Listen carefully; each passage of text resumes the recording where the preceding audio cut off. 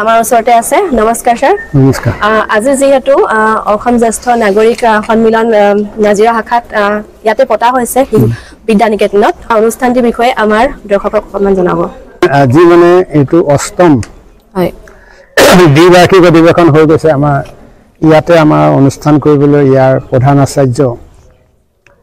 আমাৰ অনুৰোধ কৰাইছিলে এই নাজিৰা জ্যেষ্ঠ নাগৰিক সন্মিলনৰ দ্বিবাৰ্ষিক আৰু প্ৰতিষ্ঠা দিৱস 25 ডিচেম্বৰত পৰে আমাৰ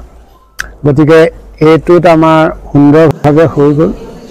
এই অনুষ্ঠানত আমাৰ আজি বিশিষ্ট অতিথি আছিলে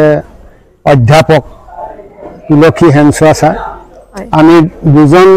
মহান মহিলাক আমি বঁটা প্ৰদান কৰিলোঁ বিন্দেশ্বৰ শৰ্মা কিৰণময়ী দেৱী সোঁৱৰণী বঁটা সেইটো বঁটা দিছোঁ মুজিবুন নাহাৰ বেগম কুইন বাইদেউক দিছোঁ আমি এগৰাকী আদৰ্শৱান মহিলা প্ৰাক্তন অধ্যক্ষা নাজিৰা উচ্চতৰ মাধ্যমিক বালিকা বিদ্যালয় আৰু দ্বিতীয় এটা বঁটা দিছোঁ ছ'চিয়েল ৱৰ্কাৰ গোলাপী শইকীয়া বাইদেউ তেখেতো বিভিন্ন মানে প্ৰশিক্ষণৰ লগত জড়িত আছে মহিলা সমিতিৰ লগত বহুত জড়িত আছে আত্মসহায়ক গোটৰ তেখেতক সেই বঁটাটো দিছে প্ৰয়াত ফণীধৰ কোঁৱৰ সোঁৱৰণী বঁটা এইটো ৰেখা কোঁৱৰ তেওঁ কন্যাই মানে এইটো দান কৰিছে প্ৰত্যেকতে আমি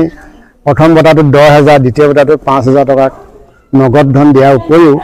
স্মাৰক সম্বৰ্ধনা পত্ৰ গামোচা চেলেঙে সম্বৰ্ধনা জনোৱা হয় তাৰপিছত 13জন সন্মানীয় জ্যেষ্ঠ নাগৰিকক জেমছ অফ দ্য ইয়েৰ 2024 বঁটা প্ৰদান কৰা হয় এইটো তেওঁলোক গুণী জ্ঞানী ব্যক্তি নাজিৰা জ্যেষ্ঠ নাগৰিক সন্মিলন সেইটো আমাৰ জ্যেষ্ঠ নাগৰিকৰ ফালৰ পৰা দিছোঁ এখন চাৰ্টিফিকেট পাইছে এখন গামোচাই সম্বৰ্ধনা জনোৱা হৈছে আৰু কিতাপ দিয়া হৈছে গতিকে এই কাৰণে আজি আমি বহুত আনন্দিত তাৰোপৰি কালচাৰেল প্ৰগ্ৰেম বিভিন্ন ধৰণৰ এতিয়া চলি আছে অন্যান্য কালচাৰেল প্ৰগ্ৰেম চলি আছে আৰু আমাৰ আগৰ কমিটিখনে সম্পূৰ্ণৰূপে নতুন কমিটি হ'ল আৰু দায়িত্বভাৰ ইতিমধ্যে নতুন কমিটিক অৰ্পণ কৰা হ'ল আজি ইমান অনুষ্ঠানটোলৈ যে আহিলা আমাৰ জাৰ্নেলিষ্ট পাৰিকা বেগমক